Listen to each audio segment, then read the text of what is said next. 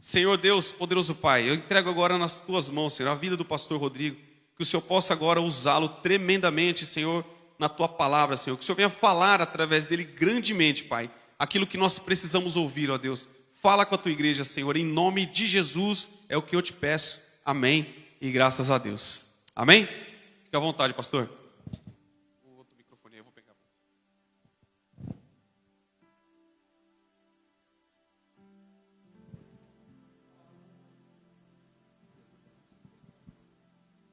Glória a Deus.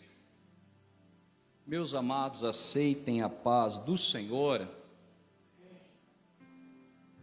Por bondade, você que trouxe a sua Bíblia, abra ela ou ligue ela no segundo livro dos reis de Israel, capítulo de número 4. Localize apenas a leitura do versículo de número 1, 2 e 3. Segundo relato dos reis em Israel, quarto capítulo. Localize apenas a leitura do versículo 1, 2 e 3. E que o nosso Deus, o Todo-Poderoso, continue guardando a sua entrada e também a sua saída. Você que encontrou, diga glória a Deus. A minha versão e tradução é a King James, então possa ser que em dado momento a pronúncia se torne um pouquinho diferenciada, mas são apenas detalhes de versão e tradução.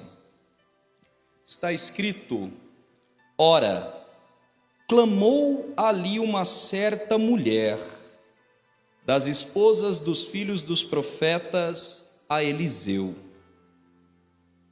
Eliseu recebe esta mulher dizendo: o teu servo, o meu marido, está morto, e tu sabes que o teu servo verdadeiramente temia ao Senhor. E o credor veio para levar consigo os meus 2 filhos para se tornarem servos. Quem sabe na sua versão e tradução chega a dizer escravos. E Eliseu disse a ela: o que farei por ti? Conta-me o que tens na tua casa. E ela disse: a tua criada não tem nada em casa, além de uma botija com um pouco de azeite. Então disse ele: vai, pede para ti vasos emprestados de todos os teus vizinhos, vasos vazios, porém não poucos. Meus amados, antes de advogar a palavra que eu pretendo deixar aqui para nós nessa noite, eu preciso e quero também aqui apresentar algumas considerações.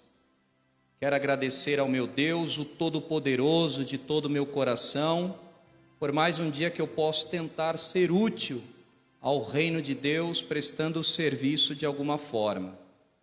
Quero também aqui hipotecar o meu muito obrigado ao meu nobre e querido amigo, pastor Daniel, esse herói na fé, por mais um doce e carinhoso convite, com responsabilidade gigantesca que é anunciar a palavra de Deus. Que Deus continue abençoando de uma forma fantástica esta linda igreja, que eu tenho um amor, um carinho, um respeito, uma admiração muito grande, até porque já comungamos alguns anos juntos. Quero também louvar a Deus por amigos que aqui revejo, amigos que aqui faço. Que Deus bendiga cada um. Pastor César, muito obrigado, como sempre. Sou privilegiado em tê-lo aqui nessa noite intercedendo. Meus queridos, quantos ouvidos estão na dispensação de uma palavra de Deus aqui? Ao rogar aos céus, eu me sinto agraciado pela releitura que ele me proporcionou aqui no segundo livro dos reis, quarto capítulo. Demasiadamente é uma passagem bem conhecida por todos nós. Mas permita-me, em uma perspectiva com uma releitura, apresentar lições que eu encontrei aqui na passagem. Quem é que participa do cenário diretamente? O nosso Deus, o Todo-Poderoso, aquele que qualquer palavra ou adjetivo que aqui eu expressar, Deus é gigantescamente maior do que tudo aquilo que eu pronunciar aqui no altar. Uma viúva, a biografia de um homem que havia falecido, um profeta, um cobrador, 2 filhos, uma botija com um pouco de azeite, vizinhos e vasilhas vazias e não poucas. Mas quem é a personagem central, participativa da proposta da passagem desta noite? Uma viúva anônima. Ela tem uma história que é contada há mais de milênios, porém o seu nome é anônimo. Em nenhum momento o texto bíblico pronuncia, expressa ou sugere o nome daquela mulher, mas ela tinha uma história. E o que nós podemos já começar a aprender com a proposta dessa noite? Ela não tinha nome, mas tinha história. Ela tinha história, mas não tinha nome. Eu prefiro ter história do que ter nome, porque tem pessoas que têm nome, mas não têm história. E quando se fala de história, se fala de legado, e quando se fala de nome, se fala de herança. E legado é maior e melhor do que herança, porque herança é o que você deixa para a pessoa, e legado é o que você vai deixar na pessoa. Então, nesta noite, prefira estar construindo, ainda que gradativamente, a sua história e o seu legado. Ainda que você seja anônimo e anônima, não tenha nome, mas o Senhor Deus está construindo, escrevendo e elaborando a sua história e o legado que você vai deixar aqui nesta terra. Quem assim crê, diga glória a Deus. Pastor César, eu aprendo também com o episódio que aconteceu antes e depois da passagem desta noite. Quando você abre a Bíblia Sagrada no 2º livro dos Reis ainda, porém no capítulo 3 e 4, você vai descobrir que o Senhor Deus de Israel, por intermédio deste profeta, por nome de Eliseu, que é o mesmo profeta que vai atuar na passagem desta noite, o Senhor vai inspirá-lo e vai dar vitória para o território do norte e para o território do sul, uma vez que Israel estava dividida em 2 partes. Quem era o rei do território do norte? Jorão, filho de Acabe, o rei dos dias do profeta Elias. E quem era o rei de território do sul? Era Josafá. E a Bíblia informa que o Senhor deu vitória para ambos, território do norte e território do sul. Mas a proposta dessa noite é assistir Deus dando vitória dentro do lar de uma mulher. E o que nós podemos aprender, igreja, nesse paradoxo? O mesmo Deus do macro é o mesmo Deus do micro. O mesmo Deus que proporciona vitória, triunfo, regozijo nas multidões, nos números, é o mesmo Deus que promove vitória e triunfo na vírgula, no ponto, no individual. O mesmo Deus que opera na massa é o mesmo Deus que opera quando você tranca a porta do seu quarto, dobra o seu joelho, invoca o nome dele. Ele também é poderoso para operar num relacionamento individual com você. Oh glória, Deus está aqui, igreja.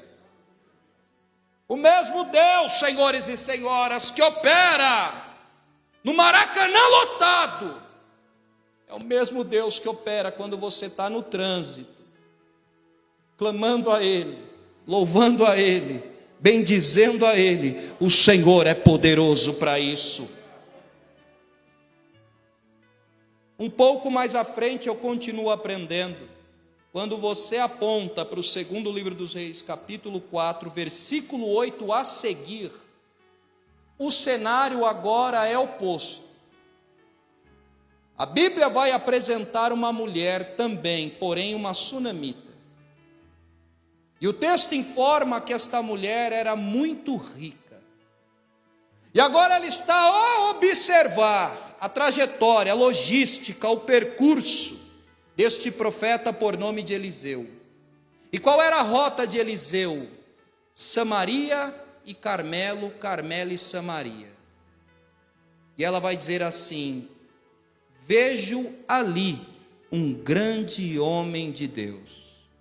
Em outras versões e traduções, vejo ali um santo homem de Deus. Isso toca no coração dela, a ponto dela construir um cômodo, um espaço em cima da casa dela para hospedar o profeta por nome de Eliseu. E ela só não constrói, como ela também vai mobiliar este cômodo. Só que a Bíblia também informa, dentro da biografia desta mulher, que ela não tinha filhos. E olha o paradoxo da história. A passagem que sugeri para nossa meditação e pregação narra o cenário de uma mulher que é viúva, está endividada, cobrada, porém tem filhos. E no segundo livro dos Reis, capítulo 4, versículo 8 a seguir, é uma mulher muito rica, porém que não tem filhos. E o que nós aprendemos? Possa ser que você tem problemas que eu não tenho, mas em contrapartida eu tenho problemas que você não tem. O texto não diz, é uma hipérbole, um pensamento figurativo. Parece que vejo aquela mulher muito rica na sacada da grande casa dela, olhando lá embaixo uma mulher endividada, viúva, cobrada, porém passeando com um filho de cada lado. Eu acredito que no mínimo 90% das mulheres sonham em ser mãe. Eu acredito. Sendo assim, aquela mulher que era rica e não tinha filhos, olhava para aquela mulher endividada passeando com seus filhos e pensava: ao mesmo tempo que eu tenho tudo, eu não tenho nada. Ao mesmo tempo que ela não tem nada, ela tem tudo. Queridos, agradeça a Deus. Nesse exato momento tem pessoas chorando de soluçar, pedindo a Deus uma oportunidade que você já teve e às vezes nem agradeceu, pedindo a Deus uma cura que você recebeu e ainda não agradeceu, pedindo a Deus uma saúde que você tem e ainda não agradeceu, pedindo uma porta de emprego que você tem e ainda não agradeceu. Nesta noite seja grato, seja grata, seja grato, seja grata. Só levante as mãos aos céus para agradecer quem é grato ao cuidado de Deus por sobre a sua vida, a sua casa e a sua família. Oh glória! Tem pessoas orando, chorando, e dizendo: Senhor, me dá só uma oportunidade, um dia de vida. Eu só quero fazer uma compra melhor. Eu só quero ver o meu filho voltar para casa. Eu só quero ver a minha filha voltar para a igreja. Então nesta noite, igreja Mahanaim, agradeça ao Deus que tem cuidado de ti. Oh glória! Retornemos ao cenário proposto dessa noite. Quem está no culto, diga glória a Deus. Versículo 1. É o momento em que esta mulher, que tem história, mas não tem nome, reverendo César, vai até o profeta por nome de Eliseu, apresentar o seu relatório, a sua ocorrência, os pormenores dos acontecimentos da sua vida. E quando eu declino a minha atenção e leio o versículo 1, eu enxergo no mínimo 3 problemas que esta mulher tinha e que nenhum de nós queremos ter. E quais seriam os 3 problemas que essa mulher tinha? Luto, dívida e cobrança. Ela tinha 3 problemas, um na gestão emocional, outro na gestão financeira e outro na gestão social. Luto ninguém gosta de ter, dói, machuca. Possa ser que exista alguém lutado aqui nesta noite profética. Perder alguém que tanto amamos dói, sangra, machuca. Não é fácil aceitar a ideia que não enxergaremos, não teremos, não se aproximaremos mais, pelo menos aqui nessa terra, de quem amamos. E esta mulher está vivendo o luto. Segundo problema que esta mulher está vivendo é na gestão financeira. Esta mulher está sendo cobrada. E quem é que gosta de ter dívida aqui? Levanta a mão e dá glória a Deus. Ninguém. Ninguém gosta de ter dívida. Algumas vezes rouba o sono, tira até o apetite. Principalmente quando tem alguns zerinhos. E você não tem condições de suprir, de arcar ou de ressarcer a dívida. E a lei de Levíticos dizia que era autorizado o credor ir até a casa do devedor, ele vivo ou ele morto. Se fosse vivo, era com ele, se fosse morto, era com a esposa. E é isto que o credor vai fazer, conforme a lei da dispensação mosaica. Ele ia com o pérgamo aberto, batia palma na entrada da tenda da viúva, e quando a viúva saísse, ele ia somente até a porta, iria requerer mão de obra masculina para o campo de trabalho, se tornando escravos. Dependendo do tamanho da dívida, a igreja assumia a primeira, a segunda e a terceira geração desta casa, para conseguir arcar com a dívida deixada. E é isto que o credor vai fazer na porta desta mulher, vai cobrá-la por uma dívida que foi deixada na praça. E ser cobrado não é bom, é indigesto, frustra, toca na nossa índole, no nosso caráter. Ninguém gosta de ser cobrado ou cobrada. Terceiro problema que esta mulher tinha era na gestão social, porque ela era cobrada. Luto, dívida e cobrança. 3 problemas que essa mulher tinha, pastor César, e são problemas que nenhum de nós queremos ter. Mas o texto informa que ela vai até a casa do profeta Eliseu. Quem está na porta? O cobrador, o credor. Aonde ela está? Na casa do profeta. Quem é o profeta? A palavra profeta vem do vocábulo hebraico navi, que quer dizer aquele que possui uma inspiração divina. Ou seja, o próprio representante da presença de Deus na terra. Quem está na porta dela? O cobrador. E o cobrador nós poderíamos simbolizar, tipificar nesta noite, como a luta, a prova, o vale, a dor, a perca, o peso.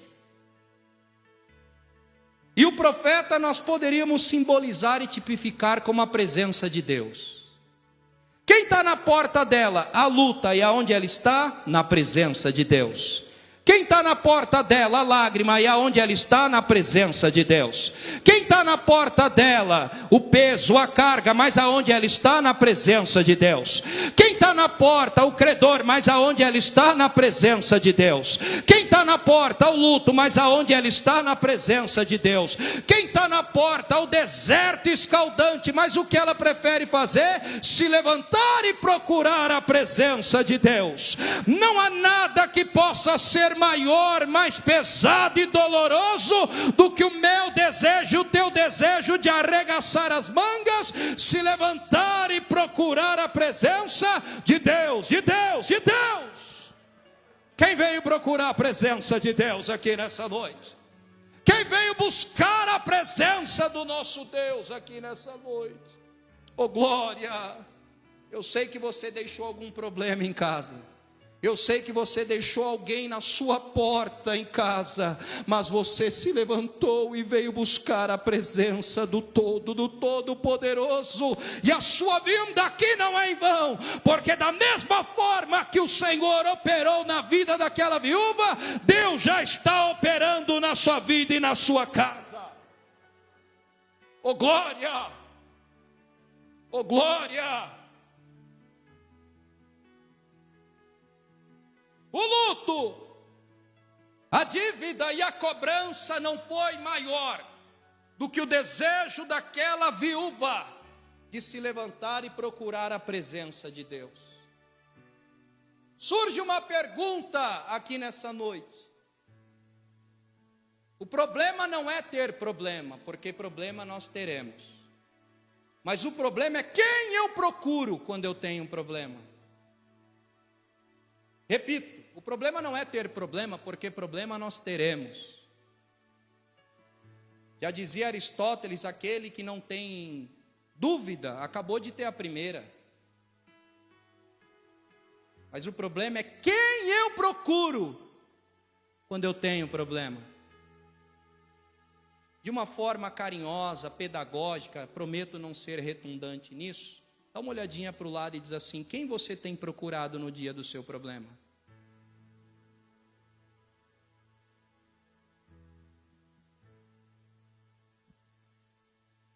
Ela vai até o profeta, por nome de Eliseu, e apresenta todo o cenário do versículo 1. O relatório, o problema, o diagnóstico, a causa, os pormenores. Mas eu começo a aprender também com o diálogo dela com o profeta. Quais são as palavras que ela vai utilizar? Meu esposo, teu servo, que também temia ao Senhor.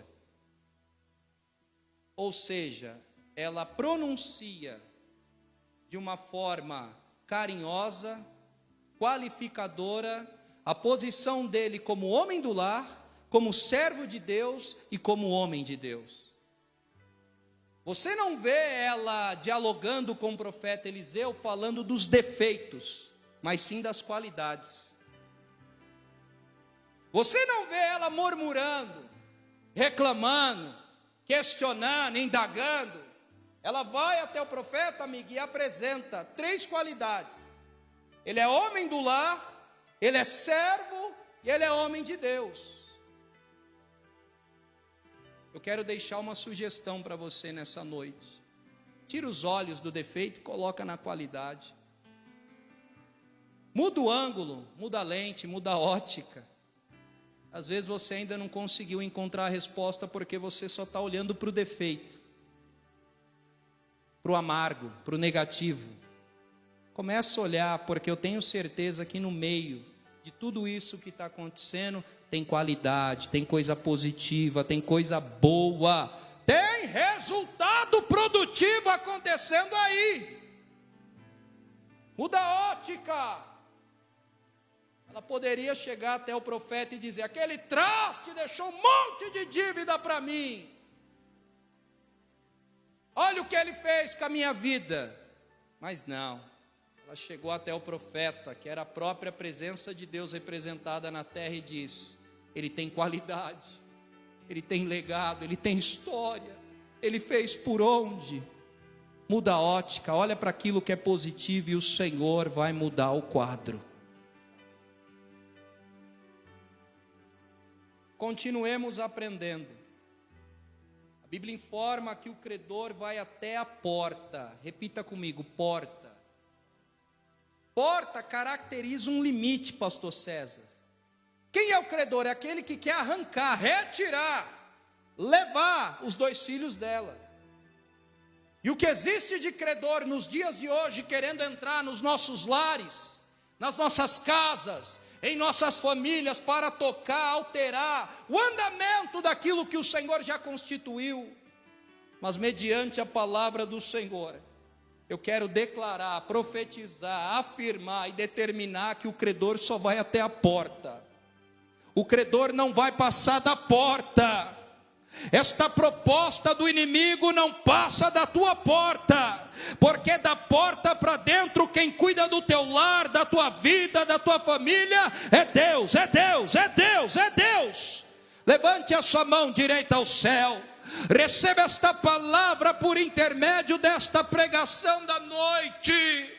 O credor só vai até a porta. Deus colocou um limite, Deus colocou uma barreira. Ei papai, ei mamãe, o credor não vai tocar no teu filho, não vai tocar na tua filha. Ele pode avançar, mas da porta ele não passa, porque dentro da sua casa quem habita é a presença de Deus, de Deus, de Deus, irmão. Oh glória! Eu creio, eu creio, eu creio. Quem crê que o Senhor está cuidando? Quem crê que o Senhor está guardando? Quem crê que o Senhor está blindando, betumando e bloqueando a ação do inimigo? Oh glória! Da porta não passa, não passa, não passa, não passa, não passa, não passa, não passa, não passa.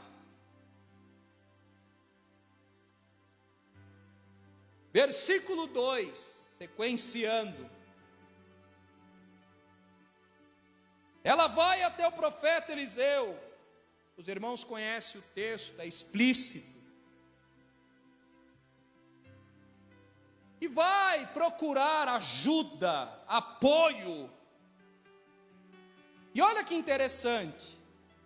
Ela sai procurando uma resposta e o que ela encontra uma pergunta. Interessante isso, pastor César.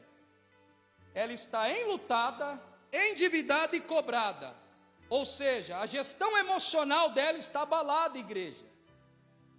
Ela está desfalecida. Quem sabe alguma irmã aqui se identifica a ponto de emergir no cenário, porque já passou por isso. Já recebeu essas 3 credenciais negativas, que nem esta mulher anônime que nos apresenta uma linda história. Ela sai procurando uma resposta, o que ela encontra uma pergunta.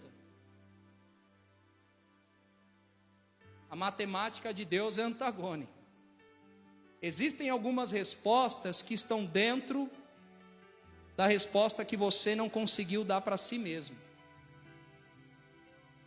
Repito, existem respostas que estão dentro das respostas que você ainda não conseguiu dar para si mesmo. Existem respostas que estão dentro do posicionamento que eu não tive, dentro do passo que eu não dei, porque um passo que eu dou já não estou no mesmo lugar. Eu preciso lembrar que um dia de hoje vale mais do que 2 dias de amanhã. Então dê um passo hoje, determina hoje, responde hoje que o Senhor vai se revelar. Ela sai procurando uma resposta, o que ela encontra uma pergunta, está no texto, versículo 2. O profeta Eliseu diz bem assim: o que farei por ti? Em miúdos, textualmente falando, Eliseu estava dizendo: mulher, eu não sei o que eu faço para te ajudar. Até então esse problema que é seu não é meu. Era isso que Eliseu estava dizendo. Ela quer uma resposta, o que ela recebe uma pergunta. Aí ela se cala. E quando ela se cala, quem fala por ela? Deus. Aí ela se cala. Quando ela se cala, quem responde para ela? Deus. Oh glória. Quando você fala, Deus se cala. Mas quando você se cala, Deus fala. Oh glória, repito, quando você fala, Deus se cala. Mas quando você se cala, Deus se levanta para falar, para responder, para orientar, para alertar. Deus fala. Oh glória! Oh glória! Ainda no seu silêncio, Deus está falando, Deus está respondendo, Deus está orientando, Deus está cuidando, Deus está se revelando. Oh glória! Ela sai procurando uma resposta, o que ela encontra uma pergunta. E algumas vezes é assim em nossas vidas, fala a verdade. Você sai desesperado aí querendo uma resposta. E o que você encontra na rota, no caminho, no itinerário? Perguntas. Mas fique em paz, porque quando você se cala, é Deus que está falando por você. Sequenciando. Quando ela se cala, o profeta, inspirado por Deus, traz a solução do andamento do milagre, a dizer: o que é que você tem na sua casa? E ela diz: eu não tenho nada em casa senão uma botija com um pouco de azeite. Versículo 3, ele vai orientá-la a dizer: então disse ele, vai e pede para ti vasos emprestados de todos os teus vizinhos, vasos vazios, porém não poucos. Olha que interessante, igreja. Ela sai da casa dela com um problema. Ela vai até a casa do profeta Eliseu procurar a solução. E a orientação que ela recebe é para ir na casa dos vizinhos. Começa na casa dela, depois vai para a casa do profeta Eliseu e termina onde? Na casa dos vizinhos. Mas o milagre só aconteceu dentro da casa dela. O milagre não aconteceu na casa de Eliseu, o milagre não aconteceu na casa dos vizinhos, o milagre só acontece na casa dela. E por que é que o milagre não aconteceu na casa de Eliseu e não aconteceu na casa dos vizinhos? Que poderia acontecer. Quem estava na casa dela, esperando por ela? Os 2 filhos. Se o milagre acontecesse na casa do profeta Eliseu ou na casa dos vizinhos, os filhos não iriam ver o milagre, só iriam ouvir falar do milagre. O milagre não acontece na casa de Eliseu, o milagre não acontece na casa dos vizinhos, o milagre acontece na casa dela. Ou seja, ela não viveu o milagre lá fora para contar dentro de casa. Ela viveu o milagre dentro de casa para contar lá fora. Oh glória! Nesta noite eu gostaria de sugerir, por intermédio da palavra, isso à sua vida. Você não vai viver o milagre aqui para contar lá, mas você vai viver o milagre lá para contar aqui. Oh glória! Só 2 ali deu glória, ameaçou um aleluia. Você veio aqui para receber a orientação, você veio aqui para receber a palavra, você veio aqui para receber a direção, mas você não vai viver o milagre aqui, você vai viver o milagre na sua casa, e depois você vai vir aqui para testemunhar o milagre que o Senhor operou na sua vida. Oh glória, eu creio, eu creio, eu creio, eu creio. Oh glória, tem pessoas na sua casa que precisam ver o milagre na sua vida. Tem pessoas na sua casa que precisam ver o que o Senhor vai realizar.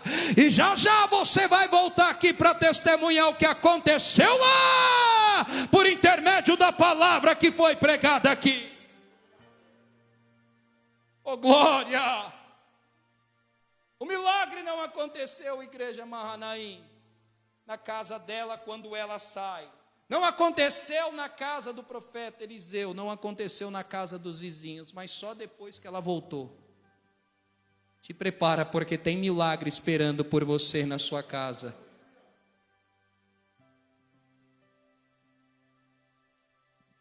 A orientação que Eliseu dá para essa mulher, reverendo Daniel, no versículo 3, é desafiadora. Não era tão simples, comum, dizer: olha, vai lá e pede vasilhas vazias, e não poucas, ou seja, pega o que você conseguir. Em outras palavras, o teu milagre é do tamanho da tua fé. O teu milagre é do tamanho da tua fé, mulher. Era isso que Eliseu estava dizendo. Ei, mulher, o teu milagre é do tamanho da tua fé. Continue. E por que era desafiador pedir para ele sair, pedir para ela sair, por intermédio dele, Eliseu, orientando ela, pedir vasilhas vazias? É porque o mundo antigo não tinha a tecnologia que nós temos hoje. E vasilha era utilizado como reservatório de alimento. a despensa daquela época era toda guardada dentro de vasilhas. Não tinha freezer, não tinha geladeira. Essa geladeira linda que você tem na sua casa lá, que você aperta 50 botão, não tinha naquela época. Não tinha, amiga, não tinha. Mulheres, vocês são privilegiadas. Naquela época não tinha, era vasilha. Então eu chegar para o pastor Daniel e dizer, me empresta a sua vasilha, eu estava dizendo, tira tudo que tem dentro da vasilha e me empresta ela. Porque já já eu devolvo. Porque o alimento não pode ficar muito tempo fora, e não perde. Então todas as pessoas que emprestaram a vasilha para aquela mulher, estavam acreditando no milagre dela. Eu preciso de pessoas que acreditem no meu milagre. Você precisa de pessoas que acreditem no seu milagre. E quando nós acreditamos uns nos milagres dos outros, o milagre acontece. O milagre acontece. Você consegue enxergar duas pessoas nessa noite para dizer, eu acredito no seu milagre? Mas diga com força, aquela voz de evangelismo, diga, eu acredito no seu milagre. Oh glória! Oh glória! Oh glória! Era desafiador o que Eliseu sugeriu para aquela mulher. Era desafiador. E aqui eu quero terminar. Está escrito que o que ela tinha em casa era uma botija com um pouco de azeite. E o que ela vai pedir são vasilhas vazias e não poucas. Ter um pouco de azeite em casa não era uma coisa simples, era privilégio, porque até então ela perdeu muitas coisas, mas não perdeu tudo. E o que ela tinha era fundamental para o milagre acontecer. Quando ela disse assim, eu não tenho nada em casa senão uma botija com um pouco de azeite, ela estava dizendo, o que eu tenho comparado ao que eu preciso não é nada.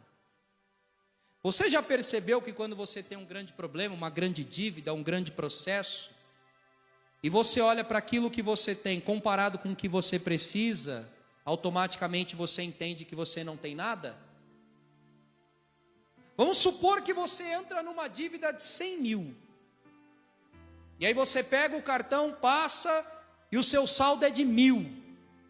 Aí você vai lembrar da dívida de 100 mil que você tem, automaticamente você vai dizer, eu não tenho, comparado ao que eu preciso, eu não tenho nada. Era isso que esta viúva estava vivenciando aqui no cenário do segundo livro dos Reis, capítulo 4. Só que eu aprendo que no reino de Deus, até quem não tem, tem. Eu aprendo no reino de Deus que até quem não tem, tem. E é assim que o inimigo quer sugerir, soprar, sussurrar nos nossos ouvidos, dizendo, não tem mais jeito, não tem mais honra, não tem mais milagre, não tem mais cura, não tem mais reparo, não tem mais restauração. Mas nessa noite a voz que vem do trono de cima para baixo está dizendo, ainda tem jeito, ainda tem reparo, ainda tem restauração, ainda tem cura, ainda tem movimentação. Deus ainda é poderoso para fazer. Ainda tem jeito, ainda tem jeito, ainda tem jeito. Vou ficar nisso até você absorver a palavra.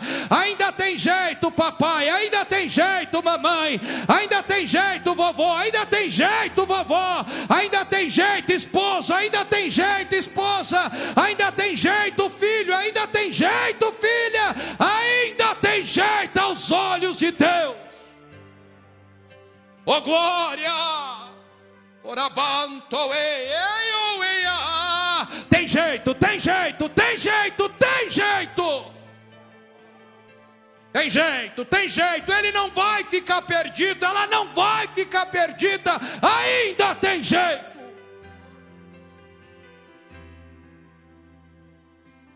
Era o Senhor bradando dentro da casa daquela viúva. Era o Senhor orientando, abençoando, honrando, a dizer, ainda tem jeito, mulher. não trabalha com o que está faltando, Deus trabalha com o que você tem.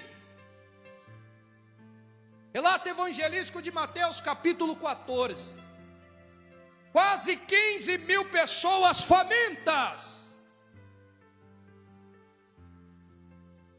Jesus em nenhum momento disse assim: quanto falta para comprarmos comida? Qual o valor que nós não temos? Qual é a parte que está faltando? Em nenhum momento Jesus fez essa pergunta.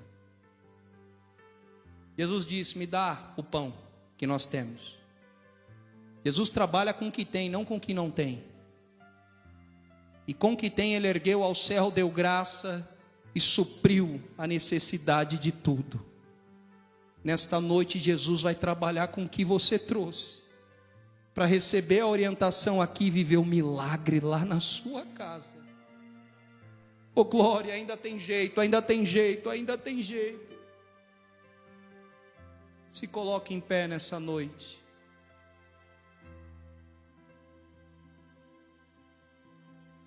Eu quero convidar você que está precisando de um milagre, que nem esta mulher, e acredita que ainda tem jeito, a sair do seu lugar e vir aqui à frente, que eu quero orar por você. Seja na área financeira, espiritual, familiar, emocional, eu quero orar por você. Oh glória.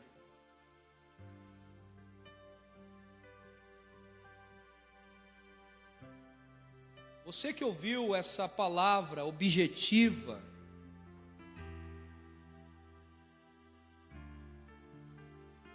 e como essa mulher acredita que Deus pode trabalhar com o que você tem, não com o que você não tem. Você que ficou no seu lugar, estenda a mão para cá, me ajude a orar por essas pessoas, porque a vitória deles é a sua vitória, e a sua vitória é a vitória deles. Só Deus conhece e sonda a alma de cada um destes homens e mulheres. Soberano Deus, eterno Pai, bendito é o teu nome, criou os céus e a terra e está conosco aqui nessa noite. Pai, eu enxergo pessoas em lágrimas aqui no pé do seu altar. Que o Senhor possa ser o cálice que recolhe esta lágrima nesta noite. Ó Deus, nós cremos que a tua palavra é poderosa para orientar, aconselhar, balsamar, reparar. Nós não precisamos de muito para ver a tua glória. O Senhor do pouco opera grandes coisas, meu Senhor. Eu creio que ainda tem jeito, como foi na vida daquela viúva. Eu creio que tem jeito, Senhor, na área sentimental, emocional, financeira, familiar e ministerial. Eu creio que esta palavra está fazendo efeito no mundo espiritual. Deus está movimentando respostas para a sua vida, da mesma forma que movimentou para aquela mulher que não tinha nome, mas tinha história. Você vai testemunhar a grandeza do teu Deus.